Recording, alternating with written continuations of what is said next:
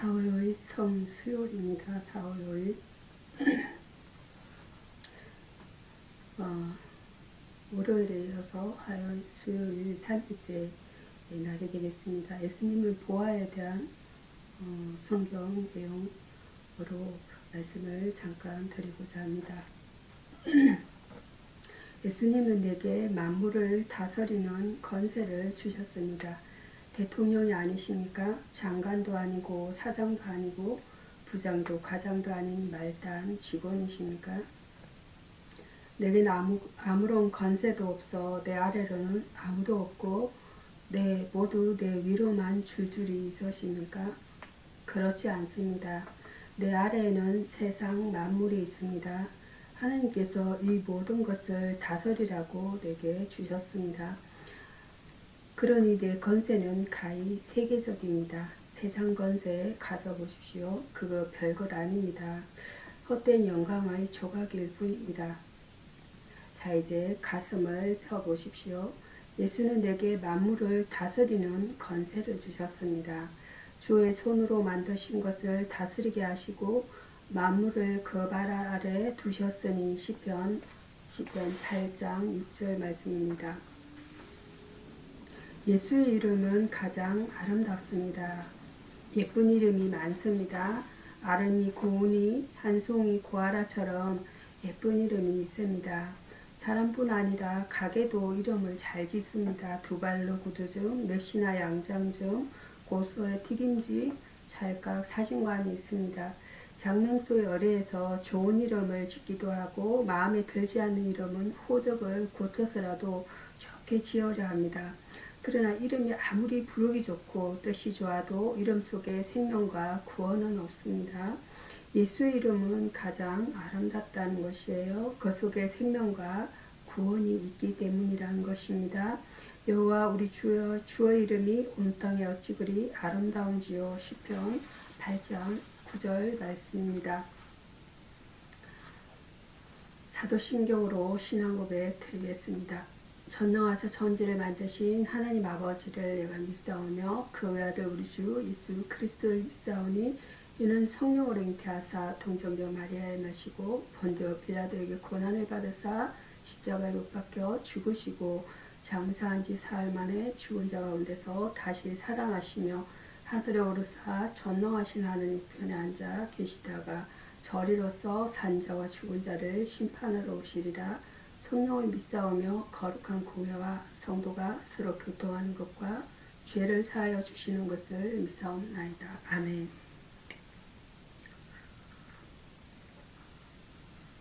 오늘의 성경 말씀은 이사야서 50장이 되겠습니다. 50장 4절에서 11절 내용으로 오늘을 나누보도록 하겠습니다. 순종하는 종이라는 본문 내용으로 오늘을 나누도록 하겠습니다.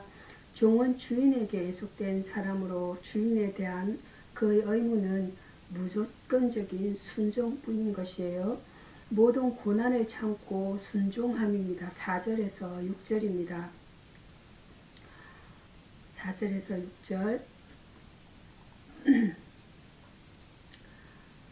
우리 주님은 모든 고난을 참고 순종하신 분이시라는 것이에요. 저는 그 앞에 있는 즐거움을 위하여 십자가를 참으사 부끄러움을 개의치 아니하시더니 하나님 보좌 우편에 앉으셨느니라. 히브리서 12장 2절입니다. 그리스도인들은 고난 속에서도 참고 순종하기를 배워야 합니다. 바울도 사도행전 14장 21절에서 22절에서 이것을 증거했습니다. 하나님께서 도우심입니다. 50장 7절에서 9절 말씀입니다. 주 여호와께서 나를 도우심으로 하나님은 당신의 종들과 당신의 뜻대로 순종하려는 사람들을 도우셔서 모든 역경을 딛고 승리하게 하신다는 말씀이에요. 대적하는 자들이 아무리 많을지라도 주의 도우심을 받는 사람들은 반드시 승리한다는 말씀입니다. 주님도 친히 아버지의 도우심으로 십자가를 통한 부활의 성리를 얻으셨습니다. 하나님의 경고입니다. 10절에서 11절입니다. 하나님께서는 선지자를 통하여 불순종하는 사람들에게 회개를 권면하고 권고하신다는 것이에요. 여호와를 경외하며 그 목소리를 청종하는 것이 인생의 복이라고 말씀합니다. 불순종하고 거역하는 사람들은 슬픔을 당할 수밖에 없다는 것이에요. 여기 나타난 종이 비록 연약한 듯이 보여도 그를 인정하는 자는 살게 되고 그를 거부하는 자는 망하게 된다는 것입니다. 주의 종은 주인의 의지를 따라서 대신 뒤집어 쓴 죄로 인해 죽기까지 충성했다는 말씀이 있습니다.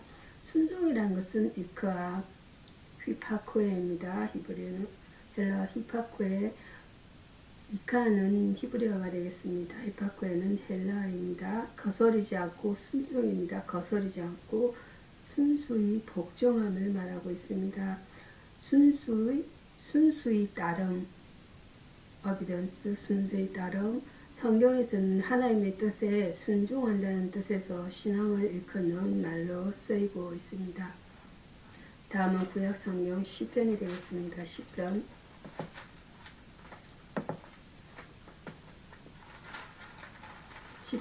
70편입니다. 시편 70편.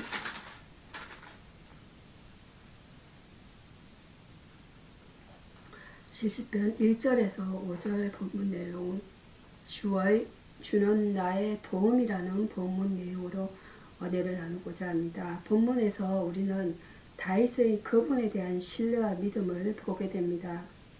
속히 도우시기를 간구합니다. 1절입니다.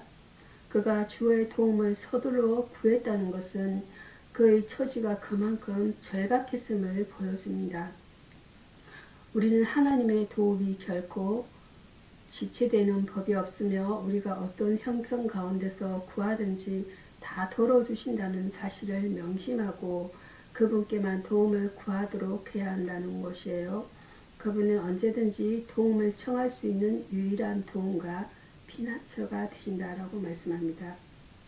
악인을 벌하시도록 간구합니다. 2절에서 3절입니다. 시편 70장입니다. 2절에서 3절. 다윗은 까닭없이 자기를 미워하며 찾는 악인들을 그분께 고발하고 있습니다. 성도는 보복에 대한 복음적인 관점을 올바르게 이해하고 주께서 기뻐하시지 않는 일을 하지 않도록 조심해야 한다는 것이에요. 그분은 우리가 친히 원수를 갚는 것을 검하셨습니다. 따라서 우리는 보복하려는 대신에 선을 행함으로 악을 이기도록 함이 마땅하다라고 말씀합니다. 주를 찾는 자들에게 기쁨 주시기를 간구합니다. 4절에서 5절입니다. 시편 70편입니다. 감당할 수 없는 고난이나 역경에 처한 사람들은 도움의 손길이 얼마나 귀한 것인가를 잘 알고 있습니다. 주의 도움을 어려하는 사람들, 주의 구원을 사모하는 사람들에게는 주님께로부터 기쁨이 임하게 된다는 것이에요. 이 세상이 알지 못하는 기쁨, 이 세계로부터 얻을 수 없는 신령한 기쁨인 것입니다. 요한복음 15장 11절입니다. 인생이 절박한 위기 속에서 우리의 구할 진정한 도움은 오직 하나님 한 분뿐이라는 것입니다. 도움이라는 것은 에제르 그리고 안티랩시스라고 합니다. 안티랩시스, 다른 사람을 위해 짐을 지다, 이런 내용과 다른 두 사람의 짐을 지다에서 파생되었다고 합니다. 이 낱말은 하나님께서 교회에 주시는 언사들 중에 하나를 가리키는 말씀입니다. 다음은 신약 성경이 되겠습니다. 신약 성경 히브리스입니다.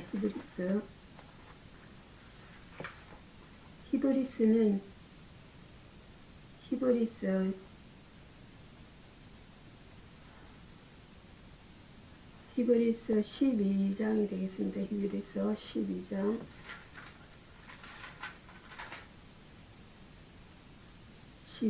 1절에서 3절이 되겠습니다.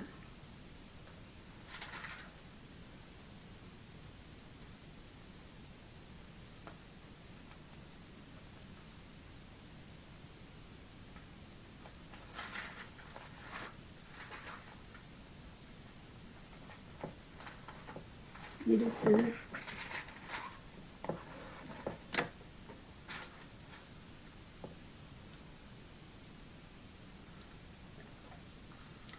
2장에서 12장 1절에 2절까지 보도록 하겠습니다. 경주와 결성점이라는 본문 내용이 되겠습니다. 본문 내용 오늘을 나눠보고자 합니다. 그리스도인이 신앙 경주를 잘하여서 성리의 면류관을 쓸 수 있는 비결에 대해서 알아보도록 하겠습니다. 둘러선 정인들을 보라 1절입니다. 히브리서 12장 1절이에요. 앞장에서 우리는 믿음으로 성리한 수많은 선조들의 삶을 보아왔습니다. 그들의 삶은 우리가 가진 신앙이 진리요 확실한 것임을 증거해 줍니다. 만약 가족 간에 문제가 있으면 요셉에 대해 읽어보고 이를 감당하기 어려울 때에는 모세의 생애를 연구해보고 보복해야겠다는 유혹이 생기면 다윗이 어떻게 했는가를 보면 알게 될 것입니다. 내 자신을 바라보라 2절입니다. 경주에 이기기 위해서는 가볍게 하도록 무게를 덜어야 합니다. 과연 우리가 털어버려야 할 것은 무엇입니까? 성리하는 선수는 좋은 것과 나쁜 것을 골라서 택하지 않고 더 좋은 것과 가장 좋은 것을 알아서 선택합니다. 믿음에서 우리를 끌어내려고 뒷걸음치게 하는 얽매이기 쉬운 모든 죄를 벗어버려야 합니다. 예수 그리스도를 바라보라입니다. 2절입니다. 히브리서 12장 2절입니다. 그는 믿음의 주요 온전케 하시는 분이시다 라고 말씀하고 있어요. 그를 바라봄으로써 우리는 구원을 얻는다는 것이에요. 죽어가던 유대 백성들이 광야에 눈이 높이 들린 눕뱀을 바라볼 때 고침을 받았던 것처럼 우리는 예수 그리스도를 바라봄으로써 구원을 얻는다는 말씀입니다. 예수를 바라보는 것은 믿음의 태도로 일생 동안 계속되어져야 한다는 것입니다.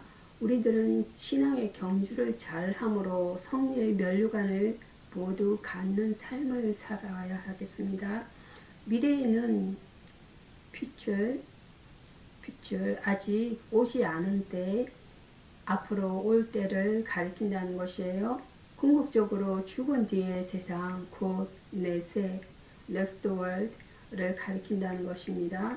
그리스도인은 내세에 대한 복스런 희망을 갖고 산다는 것입니다. 복스런 희망은 blessing hope이에요. 이어서 신약성경 요한복음이 되었습니다. 요한복음은 요한복음 13장이 되겠습니다. 13장 가룟 유다의 배신 13장 21절에서 13장 1절에서 3절입니다. 여기서는 1절에서 3절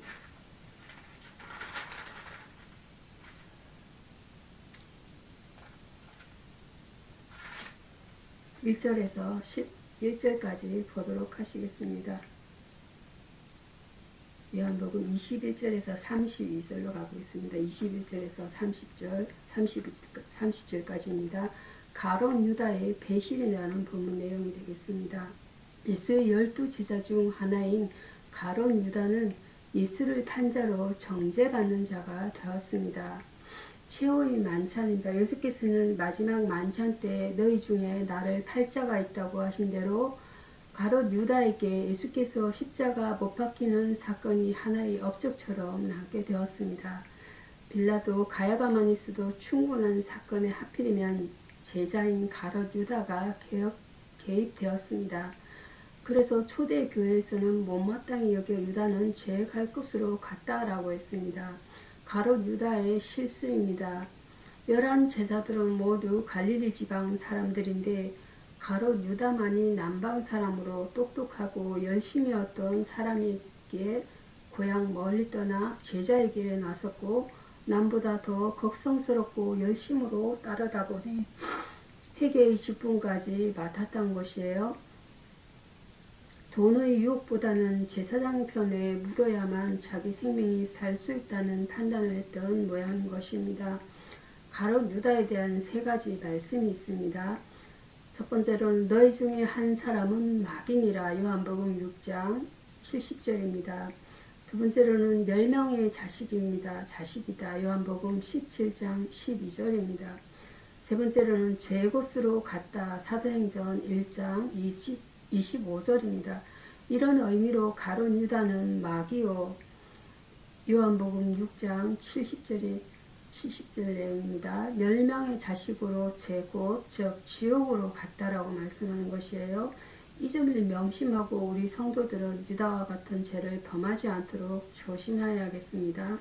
믿는 성도들이 신앙생활하면서 주위에서 자신이 유다 같은 삶을 살지 않는가 점검해 보아야겠습니다. 반역이라는 것은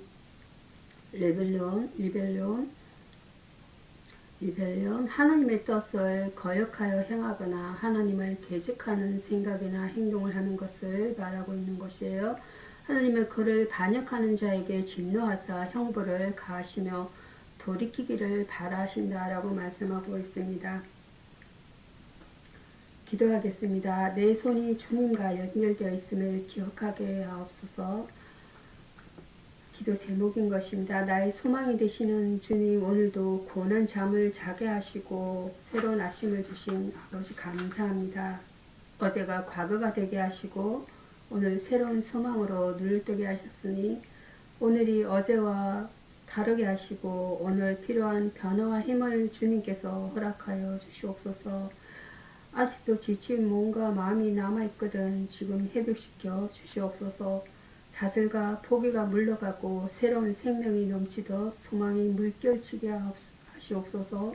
내 주변의 환경과 상관없이 나의 마음에서 넘치는 생수가 흐르게 하시고 알 수 없는 기쁨이 넘치나게 하시옵소서. 인생은 주님과 함께 손을 잡고 가는 여행이오니 이 긴 여행길에서 주님의 손을 놓치는 일이 없게 하시옵소서. 오늘 나에게 준비된 주님과 함께하는 여행에서 만나는 모든 일들이 주님으로 인해 안전할 줄 믿고 기대합니다. 주님으로 인해 내가 가진 것보다 더 많은 것을 할 수 있음을 믿습니다. 주님의 손을 붙잡고 절망하는 일이 없게 하시고 내 손이 주님과 연결되어 있음을 기억하게 하시옵소서. 모든 것을 주님께 맡겨드립니다. 나의 붙잡은 이 손을 통해 주님의 체온을 느끼며 사는 하루가 되게 하시옵소서. 내 모든 희망 되시는 예수 그리스도 이름으로 기도합니다. 아멘. 두려워하지 말라. 내가 너와 함께함이라. 놀라지 말라. 나는 내 하나님이 됨이라. 내가 너를 굳세게 하리라. 참으로 너를 도와주리라. 참으로 나의 오른손으로 너를 붙들리라. 이사야 41장 10절 말씀입니다.